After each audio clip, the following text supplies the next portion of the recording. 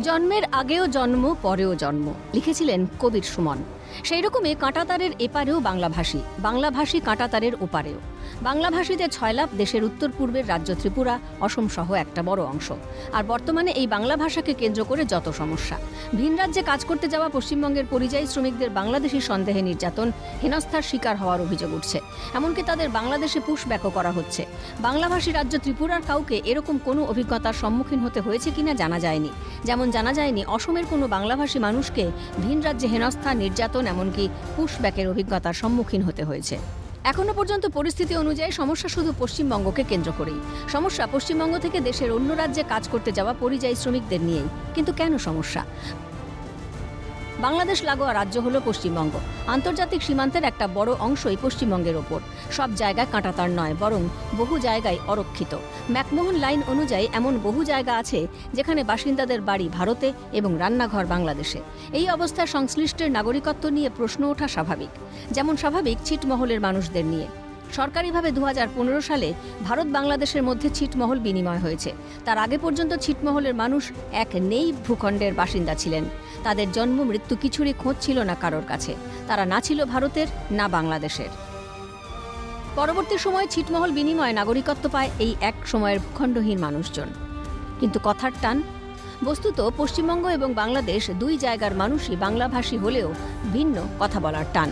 শুধু ছিটমহল কেন, 47-এর দেশভাগ কিংবা 71-এর মুক্তিযুদ্ধ পরবর্তী পরিস্থিতিতেও বহু মানুষ ওপার বাংলা অর্থাৎ বাংলাদেশ ছেড়ে দলে দলে ভারতে ঢুকেছেন, নাগরিকত্বও পেয়েছেন।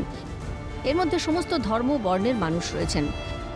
শরণার্থী হিসেবে ভারতে ঢুকলেও কেন্দ্র সরকার তাদের নাগরিকত্ব দিয়েছে। ভোটাধিকার প্রয়োগের ক্ষমতাও রয়েছে। অথচ বহু সরকার নির্বাচনকারী এই সমস্ত মানুষই হঠাৎ করে পুরো দেশের সামনে বাংলাদেশি। তাদের ওপর অত্যাচার, নিপীড়ন বাদ যাচ্ছে না কিছুই। ফলে বলাই যায় যে বাংলাভাষী মানেই বাংলাদেশি নয়। কিন্তু একথা অস্বীকার করার উপায় নেই যে অরক্ষিত সীমান্তের সুবিধা নিয়ে বাংলাদেশিদের একটা বড় অংশ উপযুক্ত কাগজপত্র ছাড়াই ভারতের মূল ভূখণ্ডে ঢুকে পড়ে। কিছু ক্ষেত্রে তারা চিহ্নিত হয়, অনেক ক্ষেত্রেই হয় না। ভাষাগত সুবিধা নিয়ে অনুপ্রবেশকারী বাংলাদেশিরা ছড়িয়ে পড়ে দেশের বিভিন্ন প্রান্তে। সাম্প্রতিক একাধিক ঘটনায় তা সামনে এসেছে। গ্রেফতারও হয়েছে বাংলাদেশিরা। কিন্তু কিভাবে বারবার অনুপ্রবেশ? সব দেখে বুঝেও কেন চোখ বুজে রাজ্যের সরকার? যখনই যারা ক্ষমতায় এসেছে বাংলায়, তারা এই অনুপ্রবেশের সমস্যাটাকে স্বীকার করেনি, বরং প্রশ্রয় দিয়েছে। বিগত বাম সরকারের সময় এই তৃণমূল নেত্রী, আপনারা জানেন এগুলো বহু চর্চিত, যে ডেপুটি স্পিকারের মুখে কাগজ ছুঁড়ে মেরে বলেছিল 1 কোটি বহিরাগত এবং জঙ্গি তার সাথে বাংলাদেশ জেতাচ্ছে। কথাটা কিন্তু সার্বত্র যথেষ্ট ছিল। আজ এই সরকার ক্ষমতা আসার পরে তারা ডিনাই করছে শুধু নয়। কবিগুরু রবীন্দ্রনাথ ঠাকুর লিখেছিলেন, প্রভেদের মানু যদি ঐক্য পাবে তবে, প্রভেদ ভাঙিতে গেলে ভেদ বৃদ্ধি পাবে।